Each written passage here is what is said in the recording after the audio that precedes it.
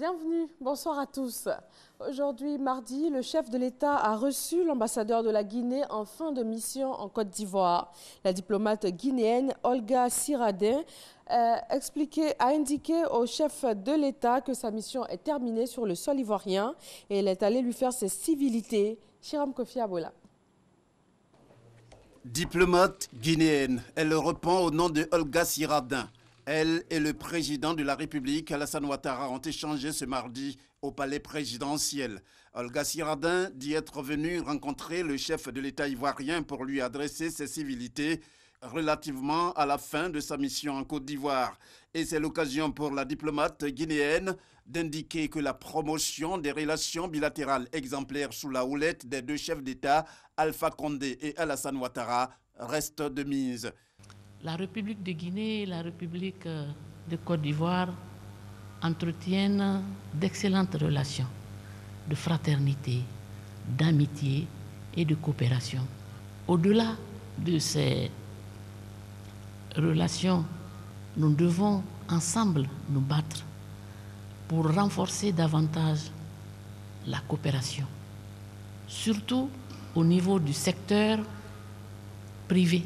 Nous pouvons nous mettre ensemble dans la coopération sud-sud et avoir des entrepreneurs champions de la CEDEAO et pour rentrer de plein pied dans la zone de libre-échange du continent africain pour améliorer davantage les conditions de vie de nos populations.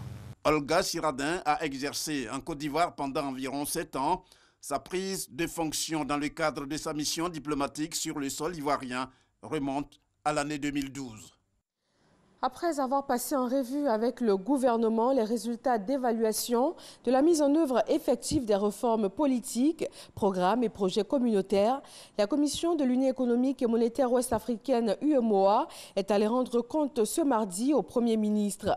En recevant ce compte-rendu consigné dans un mémorandum, Amadou Gon Coulibaly s'est félicité des performances réalisées par la Côte d'Ivoire, tout en promettant de demeurer cet élève exemplaire au sein de l'UEMOA. Dans le domaine agricole, les technologies sont de plus en plus accessibles et les jeunes développeurs et entrepreneurs sont très créatifs en la matière. Une start-up ivoirienne a développé un capteur. Il livre en temps réel des données sur la qualité du sol, le niveau d'arrosage et aussi la pluviométrie.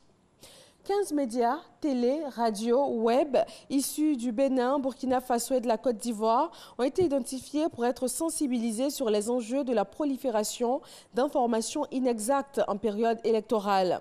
Le projet est dénommé Verifox Afrique. Il vise à développer un environnement propice à la lutte contre les fausses informations en intégrant les différents acteurs du système de l'information. Avant la tenue du forum de concertation sur les enjeux des infox en période électorale en Côte d'Ivoire, le projet Verifox Afrique a été présenté au ministre de la Communication et des Médias. Dans le domaine sécuritaire en Côte d'Ivoire, cet enlèvement d'une fillette de 7 mois à Abidjan, la police a mis aux arrêts la jeune fille qui avait la charge de veiller sur l'enfant.